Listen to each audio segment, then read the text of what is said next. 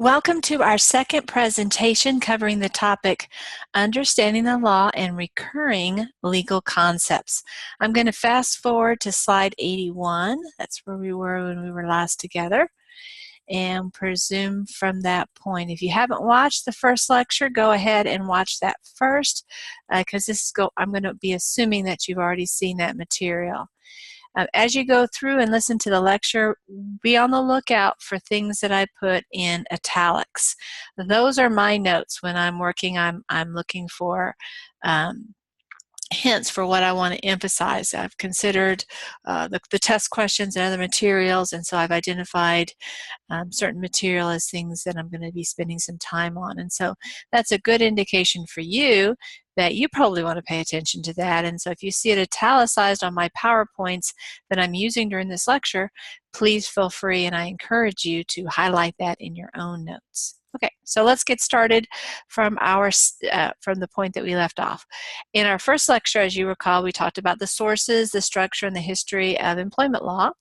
And then we talked about the concept of at-will employment, and then we spent most of our time talking about all of the exceptions to at-will employment. But I I stated then, I'm going to reiterate now, that don't think because we spent so much time talking about the exceptions that the exception swallows the rule. By no means. The vast majority of situations, the at-will employment doctrine is alive and well. The exceptions are relatively few. Now, we're going to spend most of this course talking about the exceptions because, after all, there isn't much to say about the rule itself. But it's easy because we spend maybe 95% of our time talking about the exceptions to start getting the idea that everything's an exception, and that is a very, very misleading concept. Okay, so going forward, we're going to talk about these four remaining concepts. Actually, there's going to be some additional things that we talk about, but we're going to talk about these and then finish up with some separate topics. So we're going to talk about procedures that we use to enforce employment laws. We're going to talk about arbitration agreements a little bit, not a lot. We're going to talk about remedies that are available to successful plaintiffs in employment law cases. We'll talk about the roles of managers, HR and line managers in legal compliance in the area of employment law. So let's get started. How are employment laws enforced? There's lots of different places we see for enforcement in the areas of employment law. Sometimes you go to an agency, and there's many, many agencies to pick from. Some are national, meaning federal. Some are state. Some are local. Sometimes the plaintiff doesn't have to go to any governmental agency. He or she can go directly to the court system. Sometimes he or she has to go to an arbitration type of situation. And so there's lots of different ways. You have to consider not only what the law provides, that is the law that the plaintiff feels has been violated, but also what any agreement that the employee and the employer might have. So it's a rather complicated issue. We'll unpack all the different parameters as we go forward in the course. At this point, all you need to know, though, is that it's complicated and that you can't assume, well, surely all I have to do is file a lawsuit. That would be lovely for plaintiffs if that were the case, but it's not. Other things you have to think about are what's the statutory period. In other areas of the law, many times the statutory period, you need to know it, but most of the time plaintiffs are pretty interested in suing when they're wronged, and so they don't typically wait around for years before they file their lawsuit. Yes, there are cases of that, but most of the time, for example, if I'm in a car accident case, I'm not waiting 2 years to file my lawsuit. I'm probably going to file it within 6 months, maybe even sooner than that. So statutory periods in most areas of the law are kind of nice to know, but are unlikely to become an issue. That's not true in this area because sometimes the statutory period is very, very short. Sometimes it can be as short as 30 days. And so you really have to be bringing your A game to this area. More typically, the period of time is 300 days in Texas, but still that's less than a year. And many times plaintiffs are a little bit reluctant to seek action, especially if their employer is their current employer.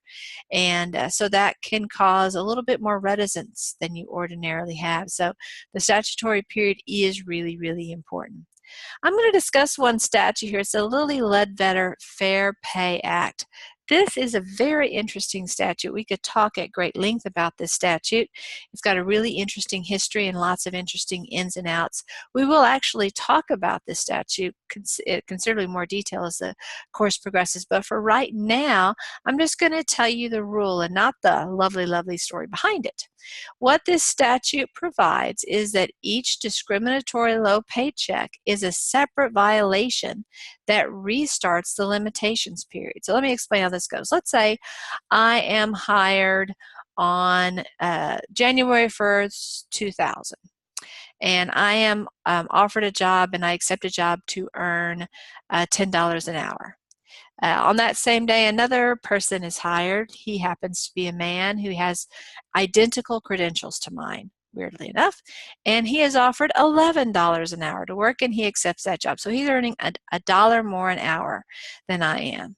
Most likely, we don't share pay information. We might be working on the same assembly line or in the same office situation, but probably neither one of us have any idea that we're being offered different pay rates. Okay, so fast forward, we'll say to 2020. So we've been working side by side these last 20 years. And each time we get a paycheck, I get a little bit less than he does. Now, I'm not earning $10 an hour right now, and neither is, we'll call him Bob, neither is Bob. He started at 11, I started in 10, but we both received increases. It could be that they've been lockstep. For example, whenever I get an increase of 25 cents, he gets an increase of 25 cents, or it could be on a percentage basis. I get a 5% increase, he gets a 5% increase. And under those circumstances, if it's a percentage basis, we're actually going to start being farther and farther apart. That dollar is going to become $1.03 and $1.05 and so forth and so forth. So it's going to evolve over time. But probably the gap is never going to go away, at least until and unless one of us gets promoted or one of us has significantly different levels of performance. So under the relevant statute, I have a discrete amount of time that I have in order to file my lawsuit. And once that time is up, I'm out of luck. But you know, I'm 20 years in my employment, so definitely I can't complain about that decision somebody made on January 1st, 2000. I mean, for one thing, who's even going to remember why I was offered a dollar less? The person who did it probably isn't around. Even if he's around, he probably or she probably doesn't remember the particular reason for that. So it'd be really hard to prove one way or the other. And the statutory period clearly has passed for that. But under this law, this changed law said, you know what, if there's still that pay difference in 2020, if I'm earning, say, $1.17 less an hour than Bob, I can sue about that new paycheck that I just got that is less than Bob's, even though the pay procedures have been handled identically between Bob and I since the fateful day we were hired. So there was no intentional discrimination at all since that date of hire. But because every time I'm paid, in some sense, the sin of the discriminatory event is recurring, I can file a lawsuit. Now, of course, I'm not going to be able to collect money for the last 20 years. It would just be back for that window, back to the statutory period. But still, it's better than nothing. That's how the Lilly Ledbetter statute works. We'll talk in a lot more detail about it. It's a fairly controversial law, and it raises really some important issues for employers about how they should address pay practices and other things along those lines. Document retention is also a very important related issue. Okay, another issue is, where am I going to file my lawsuit? I'm the plaintiff. I want redress. Maybe I've gone to an administrative procedure. Maybe I haven't. Maybe I'm required to. Maybe I'm not. But let's say I'm now ready to file my lawsuit. I will have to decide, am I going to file in a state court or a federal court? Sometimes it will be my choice. I can pick either environment. Sometimes I'll have to pick either the state court or the federal court. We'll talk through those issues as they come up, but this adds yet another area of granularity that we have to think about as we're filing our lawsuit. And of course, it may be that the court's not even the right place for me to proceed. Certain claims are handled by administrative agencies, and certain claims are need to be handled through a private mechanism like arbitration. So there's lots of variables in that equation.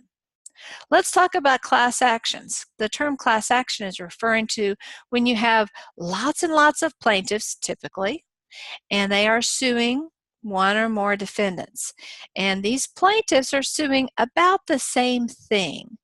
Imagine for a second that we had 300 passengers on an airplane, and the airplane has some kind of accident, and everybody on board the plane unfortunately perishes.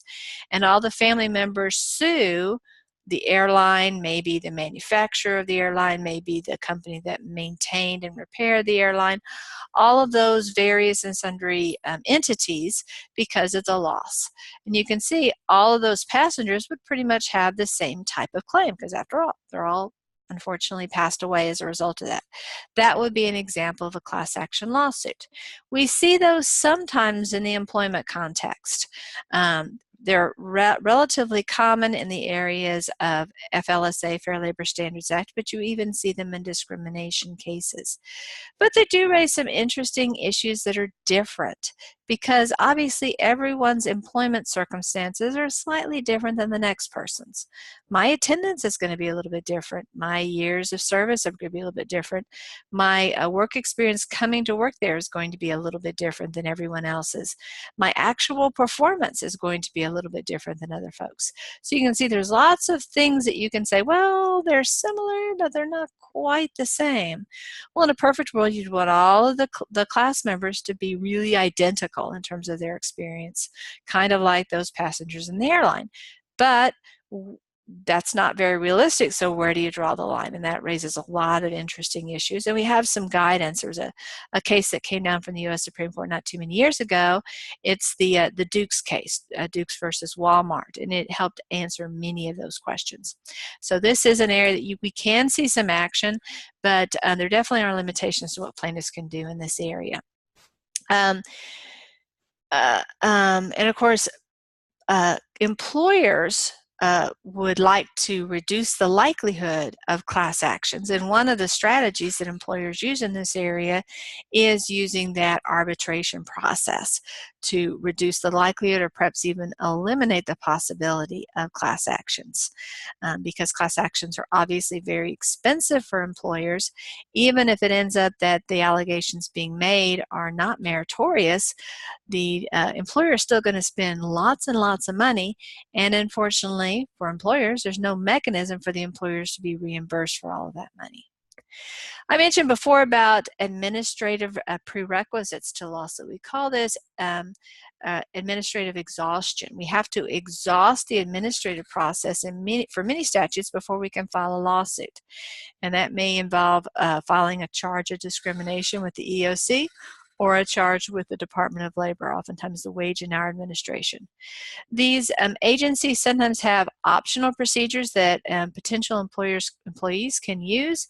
Sometimes they are a required procedure, and that if an employee does not use that structure, he or she cannot successfully file a lawsuit. So again, that's one more level to consider in this process. Okay, so let's consider the issue of arbitration. Back when, so here we are, we've concluded the discussion of the procedures for enforcing employment laws, and obviously I did not really give much specifics. Basically what I said is there's a lot of things to consider, so we're not going to do a very deep dive at this time. Just be aware of all the questions you need to ask when you are confronting issues along those lines. So let's look at arbitration. Okay, arbitration is a type of alternative dispute resolution, which is oftentimes called ADR. That's the more common ways, because this is a mouthful, and so people don't say this. It's kind of a strange term, alternative dispute resolution, because the term, at least to me, suggests that it's kind of unusual, that most of the time people don't actually use alternative dispute resolution. There must be some kind of mainstream approach, and this is, every once in a while we do it this way, maybe 5% of the time or 10% of the time, but it's not the usual path. Actually, the reverse is true. ADR is the usual way disputes get resolved in the area of employment law, but pretty much in the area of any type of law. This is the usual path. So the name is misleading. You may start by saying, well, what is it an alternative to? What it is an alternative to is the court system. And most disputes, well, I don't even want to say most, but perhaps most disputes, a large portion of disputes, let me put it that way, do result in a lawsuit being filed. But relatively few of those cases actually result in a jury trial with a jury verdict. Most of the time, that case ends well before you get to that jury verdict. And it's because it has been routed off into the land of ADR. So this is by far the most common way that employment disputes are resolved. I've seen statistics where it's as high as 97%. But in any event, it's very, very high. This is the usual path. We're going to explore just a few of the ADR alternative dispute resolution tools that are available. But honestly, the tools are only limited by the imagination and willingness of the two parties. If the plaintiff agrees to it and the defendant agrees to it, the courts are like, cool, go for it. So let's consider mediation. This one is the one that sometimes courts actually make the parties do. Sometimes mediation happens because the parties on their own choose to do it, and sometimes the court comes forward and says, you have to do this. And so let's talk about what mediation is. It's when the two parties get together with a single, or it could be more than one person, but usually it's a single neutral person who's going to be an intermediary. This person has no skin in the game. He isn't representing the plaintiff. She isn't representing the defendant. This person isn't going to earn more money if the case goes this way or that way. Typically, the mediator charges on a per day basis, maybe a per half day basis, and will get paid whether it resolves or it doesn't resolve. The way mediation can be effective in that if I'm the attorney for Bob and I'm talking to Bob's former employer, ABC Construction, and I say to ABC Construction, you ought to settle this case for these reasons. Well, ABC Construction would say, why should we believe you? I mean, you benefit and your client benefits if we settle. You aren't a disinterested person. But so the mediator is going to have a little bit more credibility with both sides because he or she doesn't have any dog in this fight. And so that's one of the strengths of mediation. Another strength of mediation is almost a psychological thing. You get into these rooms oftentimes, and there can be this kind of psychological thing that happens, and the mediator's kind of working to make this thing happen, that there's kind of this pressure, well let's go ahead and do it because we're all here today. Let's all get it tied up. Let's get this done, this deal done. And so sometimes that is effective. I haven't, though, had a lot of success in my career with mediation. I've been to, hundreds, maybe probably not hundreds, but dozens of these types of things. And I have had some that have settled, but I haven't had a lot where we went into the mediation not very close and we left with a deal that stood the test of time. What I have seen in mediation is that it can be a helpful step in that process. So maybe we had 15 things we needed to work out, and through the mediation process we resolved, 6 of them. Well, okay, now we only have 11 to work out. It can help us build bridges so that in 3 weeks or 8 weeks we are able to actually close the deal. So in my experience, mediation can help us get to that finish line, but it's probably not going to be the end all and the be all of the process. Again, courts sometimes mandate mediation, but they don't mandate a result. They can't say to the parties, you've got to settle, or plaintiff, you have to accept this amount. Defendant, you have to offer this amount. It's a voluntary process. Either side can say, no, I'm not doing that. Or both sides can say, no, I'm not doing that. Now, they may not be able to say, no, I'm not going to mediate, but they can say, no, I don't agree to accept that amount of money. It is a process that the parties themselves reach an agreement. It's voluntary in that sense. Okay, let's talk about arbitration. This is much more like a trial. What happens here is instead of going through the court system with a judge and a jury, the parties are electing to use an arbitrator to act as that judge and jury. He or she, the arbitrator, is the trier of fact. Usually it's one person, but it can be a panel of more than one person. And actually it should be arbitrator, not arbitration. Let me go ahead and flag that. Sorry about that. So arbitrator is the trier of fact. It works like a trial. It's usually in a little bit less of a formal setting, oftentimes a conference room, and it is a final resolution of the dispute. Unlike cases that go to trial, there is usually no realistic appeals process for an arbitration case. And that's good if you win. It's not so good if you lose. But there is a sense of finality about arbitration, which is some positive things. Now, some states are not as gung-ho on arbitration as others. Texas is a very arbitration-friendly state. So if you are representing employers or you are an HR manager in Texas and your employer chooses to use an arbitration agreement, it's almost certainly going to be enforceable if it is reasonable. If, though, you're trying to enforce that agreement, say in California, it's much more likely that the courts are going to say, no, that's not going to work. So especially if you have an employer who is covering multiple states, you really have to evaluate those arbitration agreements in all of those states. Arbitration agreements in employment are really, really common. About a third of all large employers require at least a portion of their workforce to agree to an arbitration agreement. Sometimes it's 100% of the workforce, sometimes it's management at a certain level, but it's a pretty significant deal these days. And typically these agreements are entered into at the time of hire or at the time of promotion, long before there's actually any dispute between the parties. Everybody's loving everybody at this point. And so what happens is, I get hired on January 1st, 2000, and I don't have a dispute with my employer until, June 17th, 2012.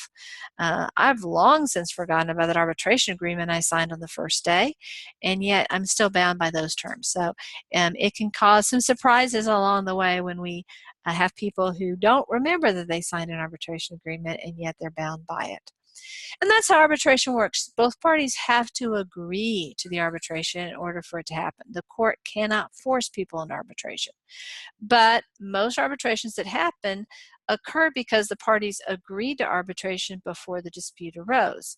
And as I say, employees kind of don't really think a lot about it and about signing that agreement until the dispute arises. Employers who use arbitration agreements usually do make it a condition of employment, and that is lawful in Texas. So if on January 1st, 2000, I go to work for that employer, on my first day, I'm asked to sign lots of different documents, and one of the documents I'm presented with is an arbitration agreement, and I say, oh, no, I don't want to sign this, then what I'll probably be told is, well, then you don't have a job. And guess what? I'm going to sign then. Right, so most likely you're going to have those types of agreements in those cases. You can have arbitration agreements entered into post-dispute. So you didn't have one before the dispute arose, but then the parties get together and say, you know what, we think arbitration is good for us, and then the other side says, well, we think it's good for us too, and they can agree to it at that point. Usually there's so much bad blood, though, at that point in the process that most of the time the parties can't agree to the ins and outs of that. So usually employment arbitration situations arise when there's an arbitration agreement that predates the dispute between the parties.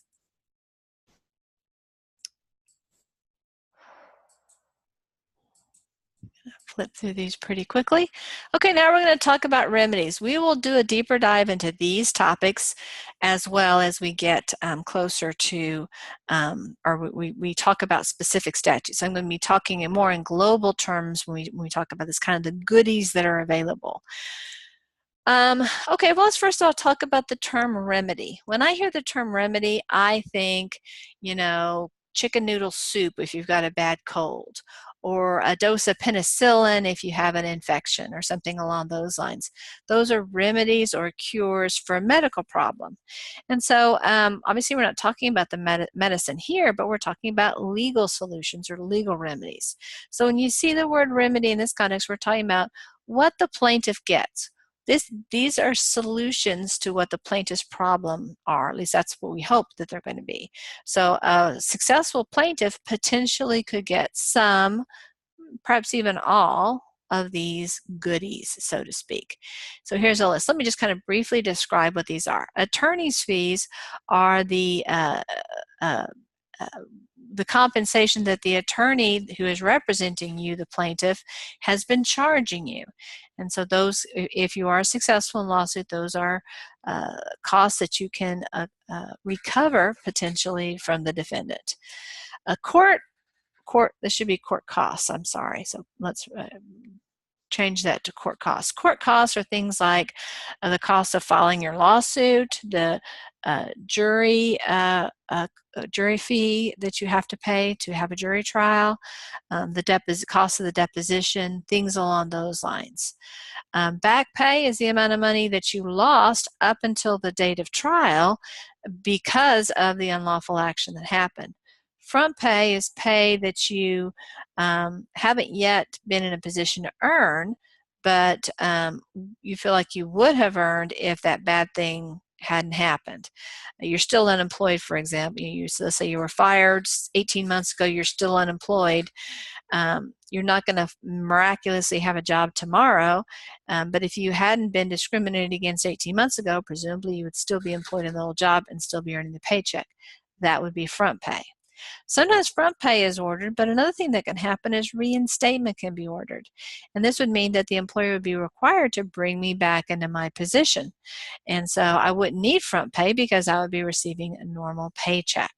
As you can imagine, reinstatement is a difficult process to handle well. Typically, the employer doesn't want the employee back, and typically the employee doesn't want to go back. It's an uncomfortable situation. If it's not a case of termination, but a case of failure to hire, then we wouldn't really call that situation reinstatement. I guess we'd call it instatement or hiring. That can be a solution. And that's probably a little bit more realistic since there isn't quite as bad a bad blood between the parties.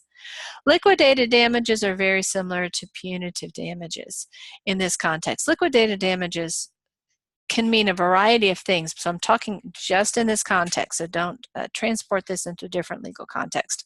But liquidated damages under the relevant statutes in employment law circumstances is when the plaintiff is eligible for double or treble damages. You know, all the damages that he or she has established up here, that amount would be doubled or tripled, and that overpayment, what we call the liquidated damages. It's kind of an award. You did a good job litigating this case, and here you're getting these additional benefits. Another term for liquidated damages, or analogous term, is punitive damages. Punitive damages are damages designed not to put the plaintiff in the position that he or she would have been in if he or she hadn't been subject to discrimination. All of this stuff is designed to fix the plaintiff's problem. Instead, punitive damages are designed to punish the defendant, to make the defendant kind of pay for having violated these laws, and therefore motivate the the defendant not to do that kind of thing again. Now, even though the plaintiff doesn't merit the punitive damages, the punitive damages are awarded to the plaintiff because otherwise they wouldn't request the punitive damages. And so it's a way to keep that incentive in the system. And we feel like, or many people or many policymakers in this area feel like that punitive damages do motivate employers to be less likely to discriminate. Again, reasonable people differ on this one, but that's one perspective. So liquidated damages are sometimes considered a subcategory of punitive damages. Compensatory damages are the mental anguishy type damages. If I'm fired from my job, yeah, I'm going to be able to collect back pay, maybe even front pay, but what about the psychological harm that I did? Maybe the loss of self-esteem that I experienced. Maybe I lost my house. Maybe I lost custody of my kids because I didn't have sufficient funds. Those might fit into the category of compensatory damages. Now, not all of these remedies are available in every circumstance. For example, you're not going to get front pay and reinstatement. You're not going to get liquidated damages and punitive damages. Some of these things also have caps, these last two especially, and also somewhat in the front pay area. So there's more that we need to know to sort through this stuff, but these are just some things to think about as you are considering the exposure that your employer has, that your client has, or that you, if you're the plaintiff, might be eligible to recover. Okay, so let's think about legal professionals and HR managers. How are they able to assist their employers in addressing these types of issues? Well, one thing that is important, obviously, is to be able to recognize employment law issues, to know what is lawful and what is not lawful and what's on the edge, to know when you are straying into that area, and if you are straying into that area, to know when you need to get more support, maybe to speak to an attorney or to speak to someone with more authority in your organization. Being that issue spotter is probably one of the most important skills that legal professionals can have and HR managers can have. There's just no way that a person who isn't an attorney is going to be able to be an expert in all these areas. Frankly, even attorneys who are labor and employment attorneys don't know all of the laws. We tend to specialize with these particular statutes or those particular statutes. And even in my practice, and I did it for 20 years, I routinely would say, let me consult with a colleague because I'm not as much an expert in this particular statute versus that particular statute. And other attorneys would talk with me. So you need to have those resources to make sure you're in the right position and know who to talk to do that.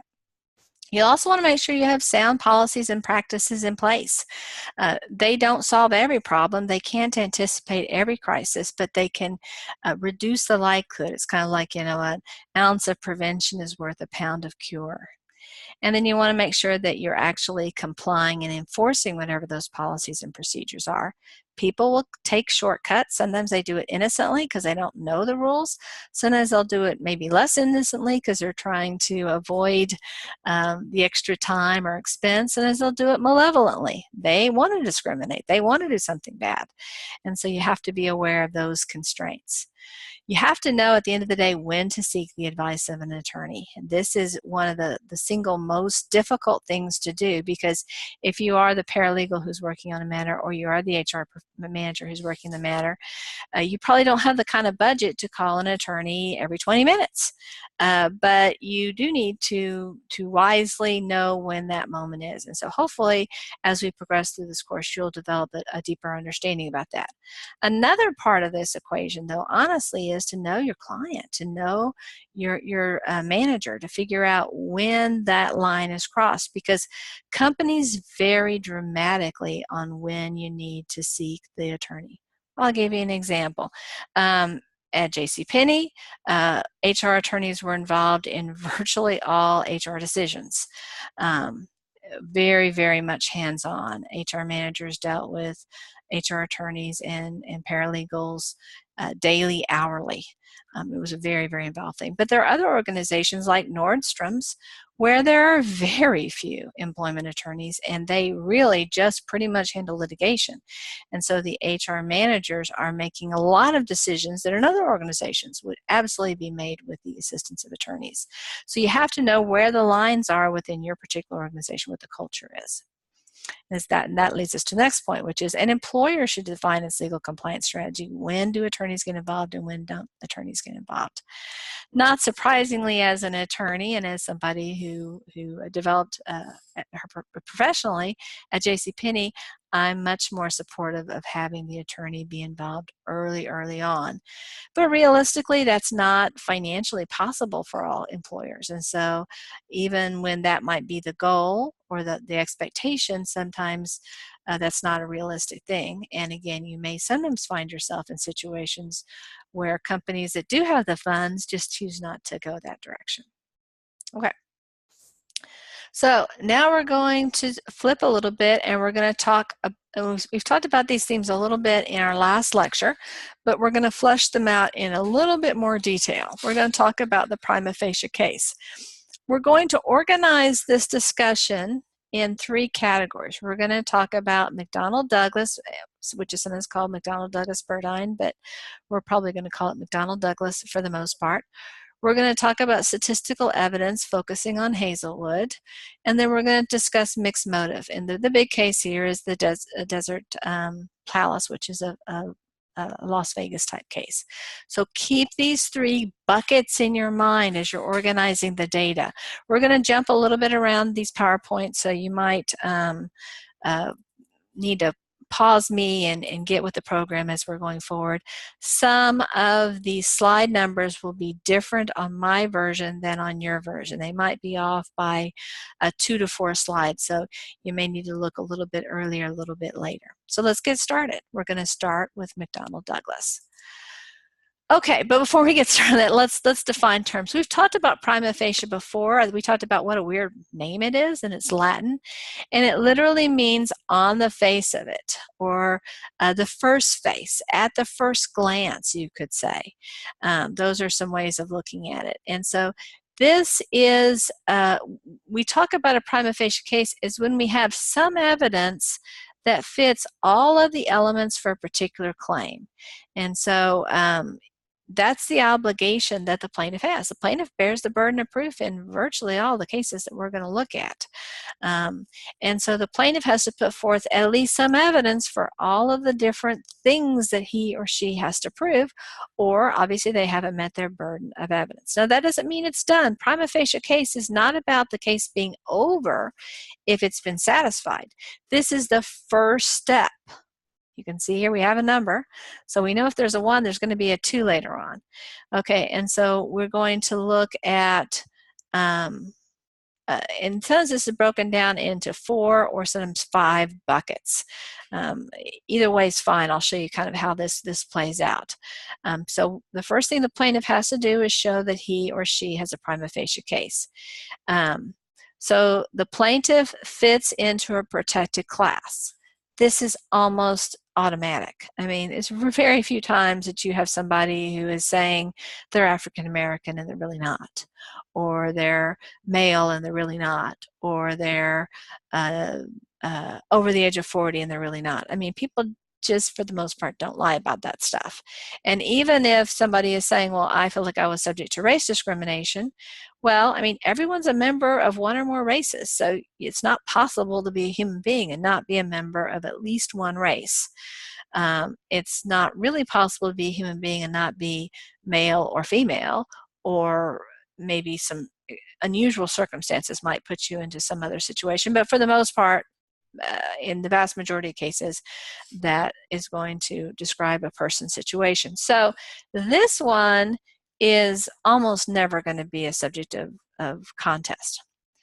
The next is that, and this one is the one that applies in the situation. It's kind of an assumed fact. So this one is usually not at issue either. So I don't think they're going to let me do this, but this one is so, again, automatic that it's rarely a point of contention. The next one is that the plaintiff does have to be qualified for the job. If I apply for the open brain surgeon job, well, guess what? I'm not a brain surgeon. I don't have a medical license. I don't have a residency in any type of surgery. I can apply, but I'm not going to be considered because I'm not qualified for the job. And so therefore, I'm not going to be able to make a prima facie case if I'm not selected. And obviously, I wouldn't be selected. So I have to show that I'm qualified. It's pretty rare that people actually qualify for jobs that they just aren't. That's me. They apply for jobs they're really not qualified for. It happens, but certainly this is ordinarily easily satisfied. The third thing is that there has to be some adverse decision that happens. Now, this prima facie case is set up based upon the idea of failure to hire. There are failure to hire cases of discrimination, but by far the more common category of discriminatory claims are termination situations. Well, obviously there was an employment opportunity because I had it. I was in that job. And obviously I was qualified for the job because I was in that job. And I was fired, so obviously I was denied the opportunity to continue in the job. That's how 90% of cases are. And you can see how, yeah, duh, I've been able to prove all those things in a very, very straightforward method. But again, this also works in the failure to hire situation, and it works in the failure to promote, or the decision to demote. All of those fit these same examples. So we need this one, we need this one, we need this one. This one's pretty much going to be assumed. This is the one, this last one is the most tricky to figure out. It's also the one that the plaintiff is least likely to have, although I'll be honest with you, in the vast majority of cases, he or she will have this one. And that is that there's some reason to think that all of this stuff happened because of this first element.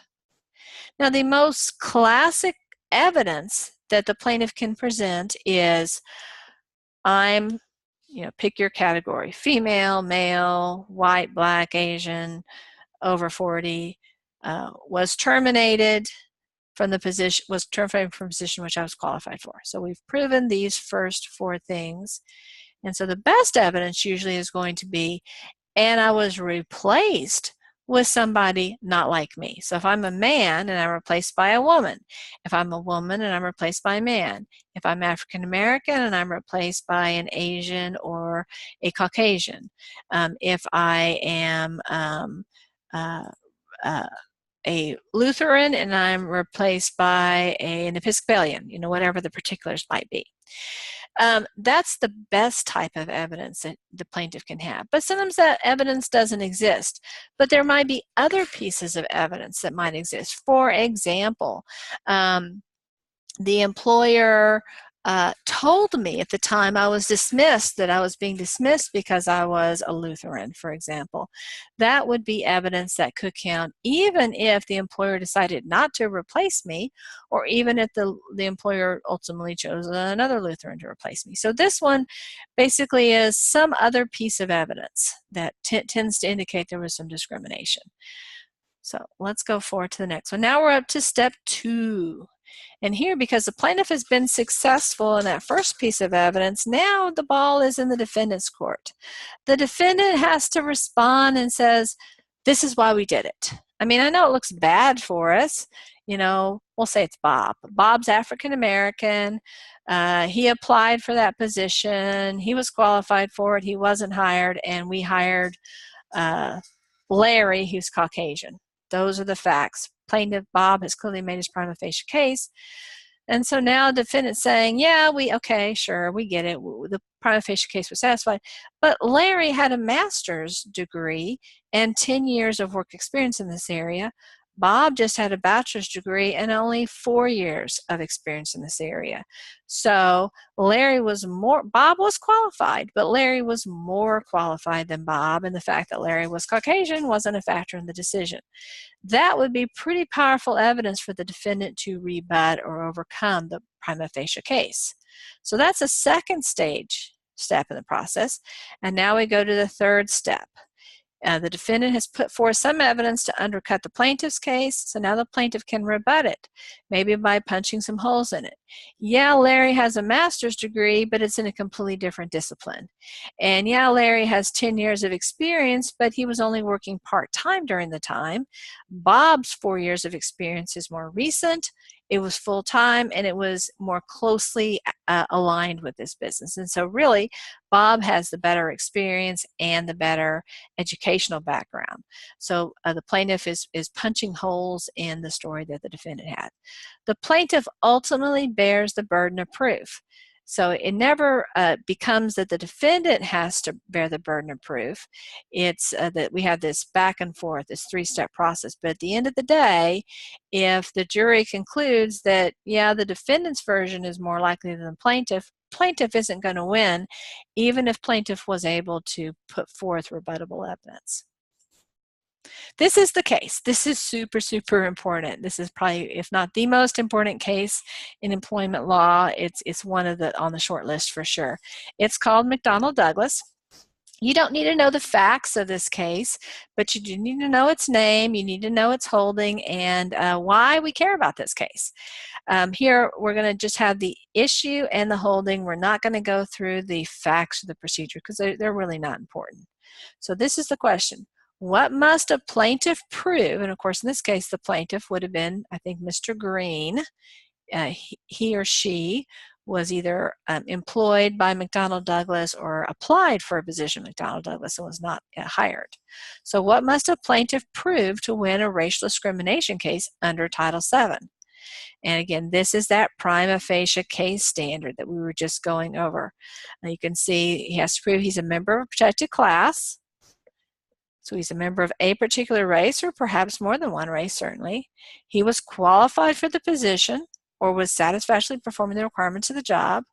He suffered an adverse employment action, which could be failure to hire, termination, failure to promote, failure to get a raise, demotion. Those would be negative adverse employment actions. And then this last one that I was talking about before, kind of the open-ended one, other facts showing or tending to show a discriminatory effect or intent regarding the adverse action taken against the plaintiff. And as I said before, usually the person is going to have been replaced by somebody not in that protected category, or the job wasn't filled at all. So this is what the plaintiff must do. If the plaintiff can't reach the prima facie case, defendant wins. Defendant doesn't have to say anything, because after all, the defendant does not bear the burden of proof.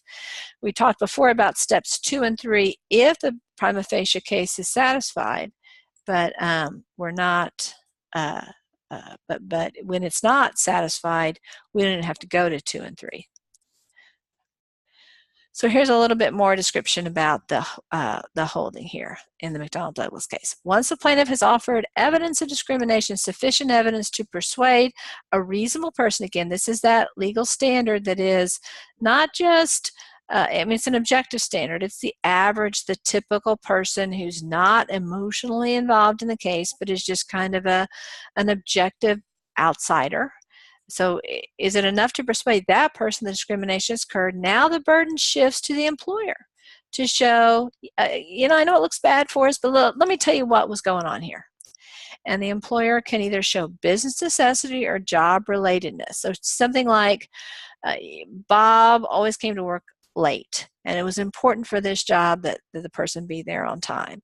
Or Bob wasn't as productive. He wasn't, making as many widgets as he was supposed to in terms of his job requirements, or something along those lines. That would be the type of evidence that the employer could advance. And then, of course, we go to that step number 3. So this is step number 2. And then now we have step number 3. Here the plaintiff is going to show that it was a mere pretext. Oh, defendants made something up here. This isn't the real reason. I mean, it may be true that Bob was late often, but there were tons of other people in the department that were also habitually late, and yet they weren't terminated. It may be true that Bob's productivity is lower than other people's, but there were people that had lower productivity even than Bob, and they were retained. That would be great evidence for the plaintiff of pretext. Typically, plaintiffs aren't going to have smoking gun evidence. Now, I say that, and when I say smoking gun, I mean some piece of evidence where somebody says, Bob, you know what, we're firing you because you're African American. We just don't like to be around African Americans, and so we're going to fire you. People don't say that. Even bigoted people don't say that. I mean, they don't say that for a couple reasons. Number one, even bigots know that sounds really bad. And so they're not going to feel comfortable saying something like that. But even if they maybe are okay saying something like that, they know it's a stupid thing to say because it's unlawful. And people who want to break the law usually don't go around saying, hey, I'm breaking the law. It's just like when you and I are driving around town and we see a police officer in his cruiser or her cruiser, we lower our speed, right? We don't want to get a ticket. And so as a result, people usually don't advertise the fact that they're breaking the law. So Bob is never going to be told, we're firing you because you're African American. There isn't going to be this really clear and indisputable evidence in most cases. Now, I say usually here, though, because more and more often these days we do see smoking gun pieces of evidence. And it's because of a little thing called email. People have this idea. I mean, they know logically it's not this way, but on some level, they have this notion that email's private. That if I'm in my cubicle or at my home and I'm typing away and kind of in this private area, and I send somebody else an email message and they're my buddy and I know I can trust them, I feel like it's a really private conversation that no one else will have. And of course, nothing could be further from the truth. Whatever I send, there's going to be a permanent record of it. There's no way I can delete it. There's no way the other person can delete it. And so we kind of let our hair down. We say some things that we know we probably shouldn't, and those can create smoking gun. So Bob's supervisor may have been sharing offensive racial jokes. He may have been using offensive terms in emails that he's sending to other people. All of that stuff can be discoverable, and Bob can use to show what kind of person, what kind of bigot maybe Bob's manager is. So while there's not usually a smoking gun, it's not by any means impossible for there to be a smoking gun. And honestly, we oftentimes do see smoking gun in sexual harassment cases and sometimes other cases. But obviously, it's something you're looking for, but don't be surprised if you don't find it. Okay, we've already talked about the employer's burden, the step number 2 in our process. This is important. I said before that the plaintiff always bears the burden of proof. It doesn't, once he makes his prima facie case, the burden doesn't shift to the defendant. The burden always stays with the plaintiff. So if the plaintiff makes a prima facie case, but the jury still says, yeah, but we just don't buy the discrimination, that's okay. Maybe the jury says, we don't believe the employer either. We don't believe the plaintiff, we don't believe the employer, but we don't, at the end of the day, then that's a win for the employer. Now, obviously, the employer strategically wants to persuade the jury to believe it and not the plaintiff. But sometimes what happens is that the jury may say, you're both jerks. Plaintiff, you weren't a good worker. Employer, we don't really believe what you're saying, but guess there's not enough discrimination. So ultimately, the burden remains on the plaintiff throughout the progress of the case. Okay, let's consider burden. Burdine. Remember I said before that many times this is called, here we go, sorry, I went too far, a McDonnell Douglas burdine. Well, let's talk about burdine now, the other case. Okay, and this again is a U.S. Supreme Court case. So what must an employer prove to overcome the plaintiff's prima facie case? So this case came down in 81.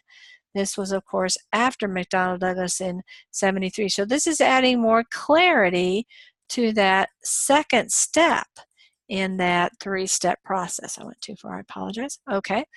Okay, this is another important case, probably less important than McDonnell Douglas, but still a really big deal. And you can see it comes out of Texas.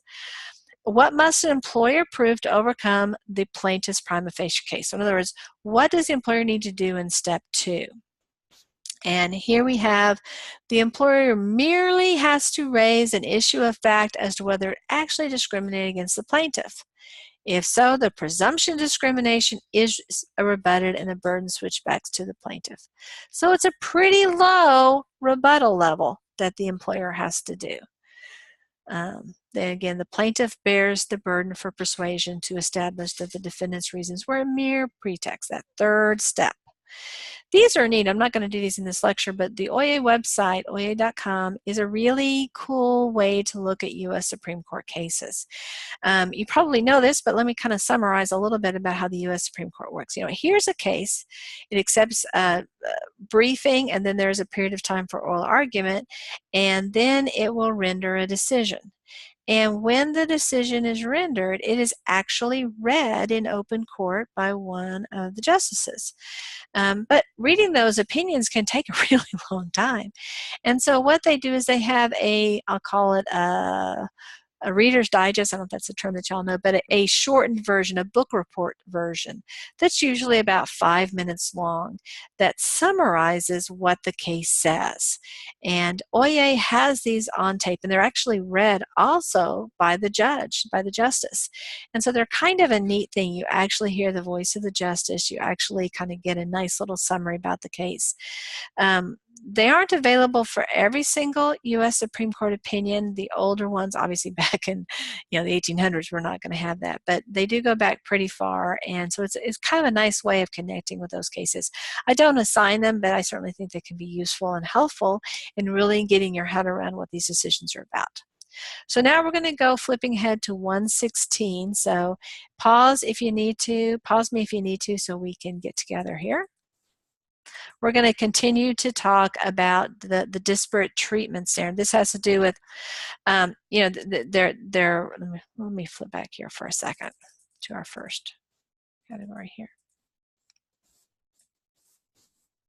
So we're talking about the prima facie case standard. This has to do with proving a disparate treatment theory. Let me pause and talk about what disparate treatment is. So I'm going to score to 16. This is by far the most common theory for a discrimination case. And what we're saying when we allege a disparate treatment is we're saying, you discriminated against me on purpose. You denied me that promotion because I'm a woman, because I'm a Presbyterian, because I'm over 40, because I'm African American, because I'm disabled. You did that. You were mean to me. You were bad to me because of this protected category. Now, when we say that we've been subject to disparate treatment, we don't necessarily mean that the person who discriminated against us was aware of their evil intent. A lot of times people who discriminate don't get that they're discriminating. They have unconscious biases that affect how they behave, and they think that they're not being discriminatory, but that doesn't mean that they are in fact not being discriminatory. So it doesn't necessarily mean that the person is sitting back there laughing, ha ha ha ha ha, I'm discriminating against that person and I'm getting away with it. Not at all. Although sometimes that can be the case, it doesn't necessarily require that. So that's what disparate treatment is, treating similarly situated employees or applicants differently because of some characteristic like race or religion or something like that. And these are going to be intentional actions. You know, historically, back in, I guess, the early 1900s, businesses would put up signs that say Irish need not apply. They didn't want any Irish to apply, even if the Irish person might have been extremely qualified for the job, more qualified than the non-Irish person, they weren't going to be considered. Obviously, back then, we didn't have any of these employment laws, and those individuals were just out of luck. Let's consider a scenario here, just give you an example of disparate treatment. In comparison to her fellow employees, Mary's employer subjects Mary to more severe disciplinary action for the same type of misconduct because she's the member of a protected group. Thus, Mary is a victim of disparate impact discrimination. So when Mary is tardy, she's docked, she's taken off the work schedule for a week. But when Sally, who is of a different race, is late, she's given a comment, a written up or something along those lines, a lesser disciplinary action. Then Mary would be subject to disparate impact discrimination. Sorry, disparate treatment. This should be disparate treatment. I apologize. That's another typo. Let me just add that here. So this should be, where it says impact here, it should be disparate treatment. Let me just take that down for a second.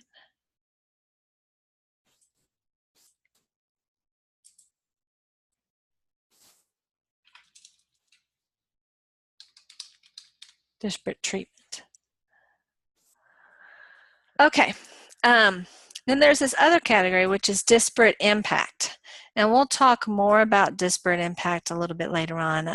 It's what we're going to contrast with disparate treatment. I do want to say one thing about discrimination. Discrimination has kind of gotten a bad rap, but actually you and I discriminate all the time, and that's a really good thing. I discriminate in favor of businesses that give me good service. I discriminate in favor of businesses that charge me less for products. I discriminate in favor of students who perform better on tests by giving them higher grades. We all discriminate all the time, and that's a good thing. To discriminate means to distinguish between different things. So sometimes you might hear someone say, he has a discriminating palate. He can tell tasty things from non-tasty things. So it's a completely, this should be properly, there, another typo. Clearly, it's a good thing I'm not a professional typist. Employers properly discriminate between productive and unproductive workers. We want that. If Bob is lazy and Larry is hardworking, we want Larry to be retained and Bob to be dismissed. That's discrimination, and it's completely lawful. Okay, so here's that prima facie case. I'm not going to go through this again. It's just another way of looking at those same items. We already talked a little bit about this. I talked about direct evidence of smoking gun. It can be used to prove disparate treatment, but again, in most cases, you're not going to have it. You're going to be relying upon this prima facie case, which is, hey, it looks pretty suspicious that all these things are the case. It suggests that there was some type of discrimination. And so circumstantial evidence marries up with the prima facie case approach. Okay, now we're to that step number 2 in that process. Plaintiff proves prima facie case is step 1. Step 2 is employer tries to rebut that. It needs a legitimate, non-discriminatory reason for its actions. Business necessity may not be used as a defense to a disparate treatment claim, as there is no business necessity to discriminate. Okay, so this is a point that we'll talk about with disparate impact, but this gets to be a little confusing in terms of naming. You can't say, for example, let's say that Bob applies to be a secretary. You can't say, well, it's a business necessity that we only have women be secretaries because the other women won't want to work with a male secretary, or because no manager is going to want a male secretary as his secretary or her secretary. That is unlawful, because what we're saying is, well, it's necessary for us to run our business to discriminate against males into this particular position. And of course, the same logic would apply to race, religion, disability, all that kind of stuff. So instead of talking about saying we need a business necessity to discriminate, what we'd instead be saying is, we're not discriminating based upon race or whatever. We're discriminating based upon productivity. We're discriminating based upon punctuality. We're discriminating based upon attendance, something that isn't related to that protected category. And of course, the third step in this process is that the employee can respond, well, this is all a bunch of hooey. This isn't really why you did what you did. Either I wasn't less productive than anyone else, so you're making things up, you're distorting the facts, or maybe that's true, but that's still not the real reason why you took the action that you did. Let's consider this scenario. So we have Bob. He's an African American with a chemical engineering degree. He applies for a position as an industrial chemist at a company. He's qualified for the job. He does well at the interview, but he's not offered the job. 2 weeks later, he sees the job in the newspaper. That seems to satisfy the 4 requirements for the prima facie case. Now, again, it could be that the employer does have some kind of a level 2 or stage 2 defense. Maybe Bob, during the interview, started swearing like a sailor and assaulted everybody. Or maybe he didn't have the type of work experience that they needed, or something along those lines. So, the employer certainly has the opportunity to say, nope, you got the facts wrong, or there's more that you need to know about the story. But at least at this point, Bob has satisfied the prima facie case.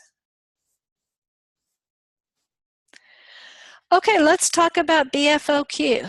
BFOQ stands for Bona Fide Occupational Qualification. But again, this is a mouthful, so most people just say BFOQ. And this is basically a license to discriminate based upon a protected category. There can be just a handful of situations where you actually do need a woman, or you actually do need a man, or you actually do need a person under a certain age. You might actually need somebody of a particular religion, but it's a very limited category, as you can see, and you can never use the BFOQ for race Let me give you some examples. Let's say I happen to be a hot dog company and I want my hot dogs to be certified as kosher because I want to attract Jewish customers to buy my hot dogs.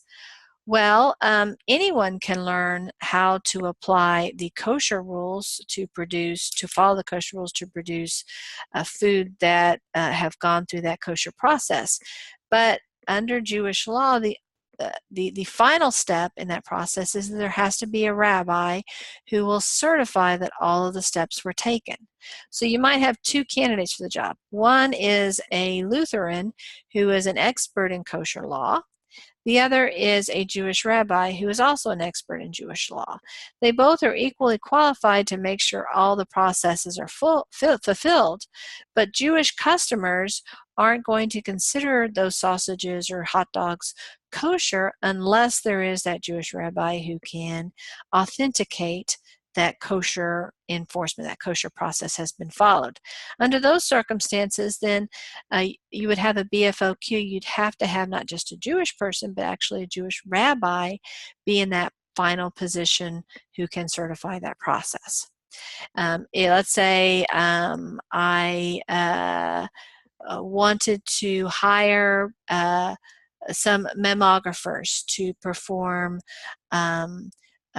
a mammography, which is the process by which the breasts are checked to see if they have any kind of indications of cancer.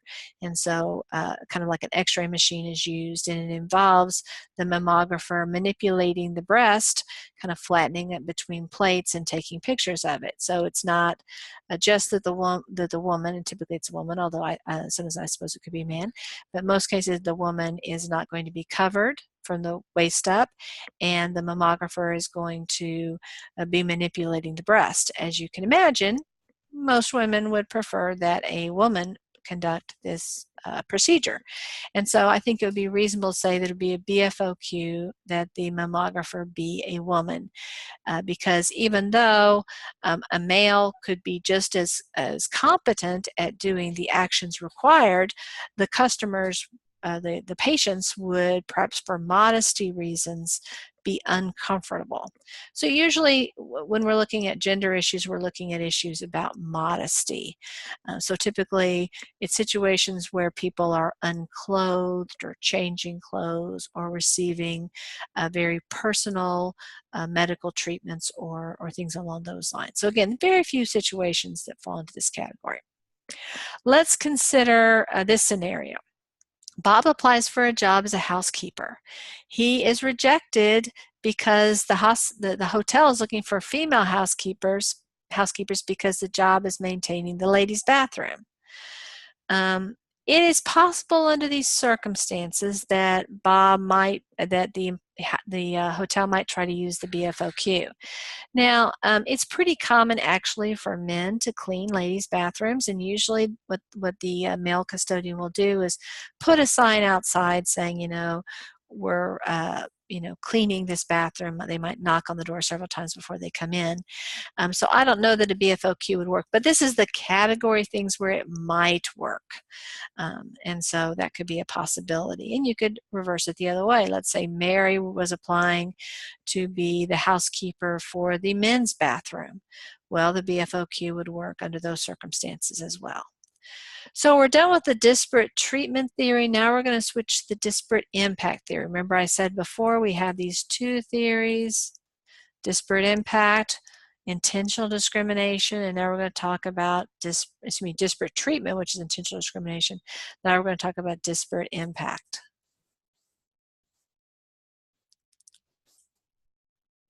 Here we go.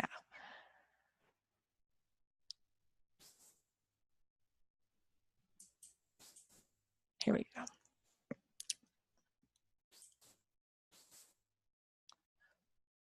Okay, so what is disparate impact? A deleterious effect of a facially neutral policy on a Title VII group.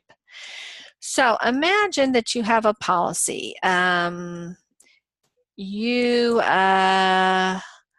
are hiring a receptionist for your business. You happen to be on several floors in this high-rise building, and you've decided, yeah, you think it would be good for the image that your company is projecting to have similar appearance receptionist. And you decide that you want them all to be between the height of 5'2" and 5'5". You would like for them to be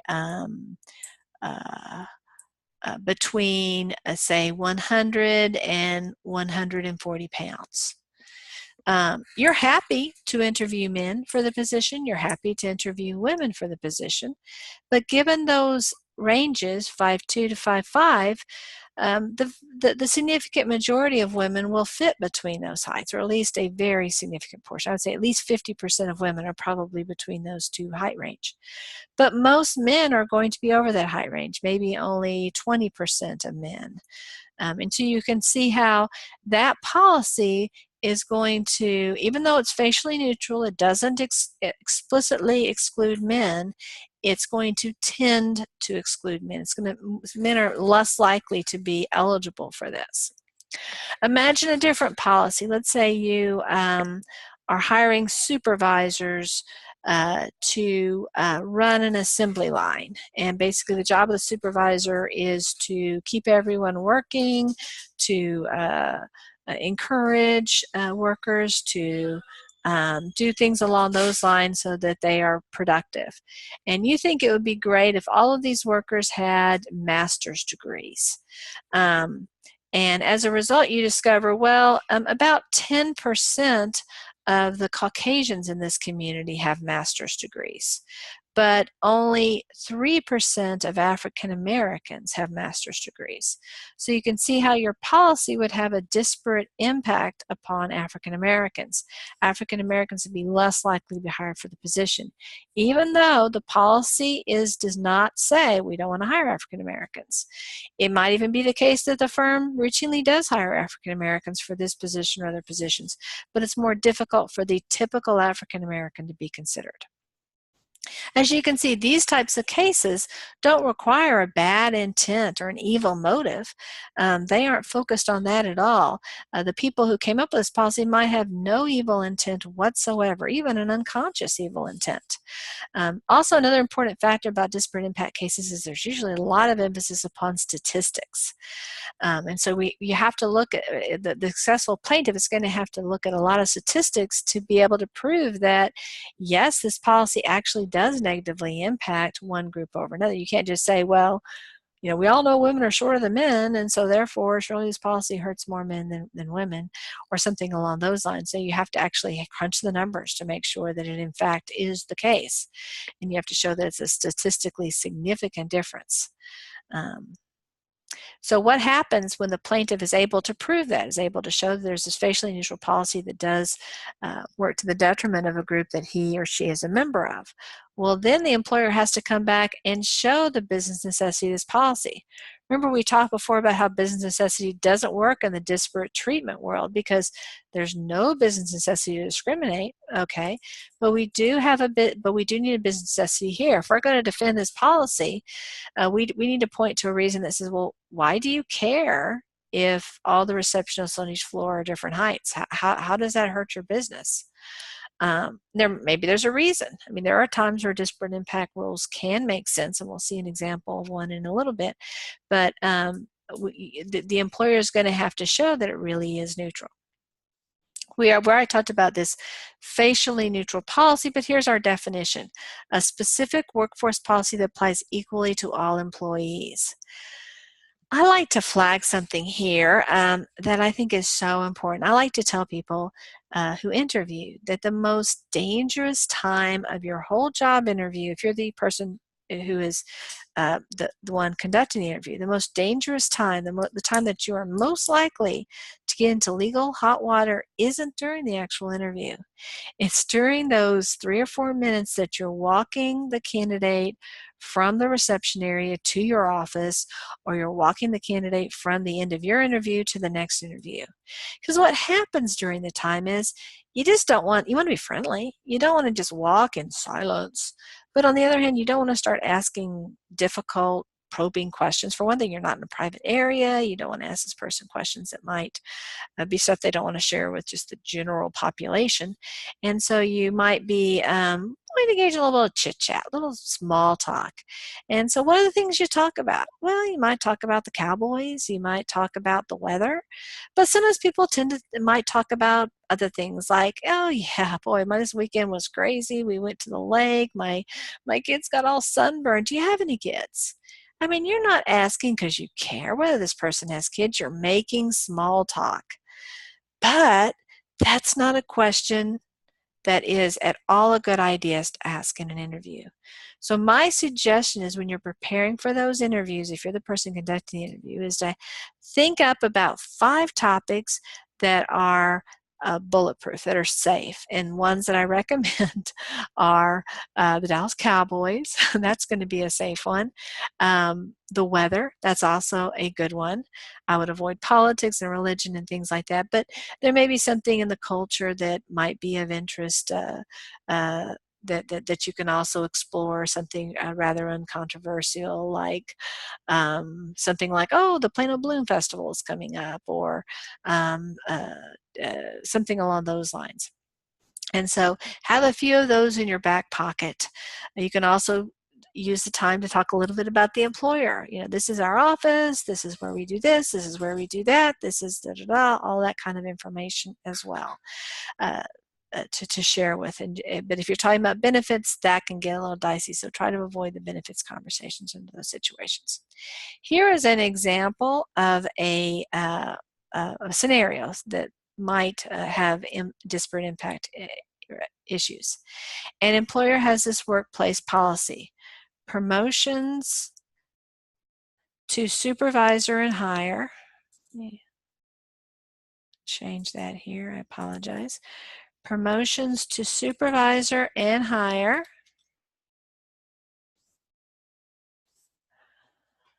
are limited to individuals with at least a bachelor's degree from an accredited university. Again, just like my example of the master's degree for the line supervisor, that raises disparate impact issues because certain racial groups are more likely to have bachelor's degrees. And so that makes it so the employer is going to have to show that there's a business necessity to have this particular degree.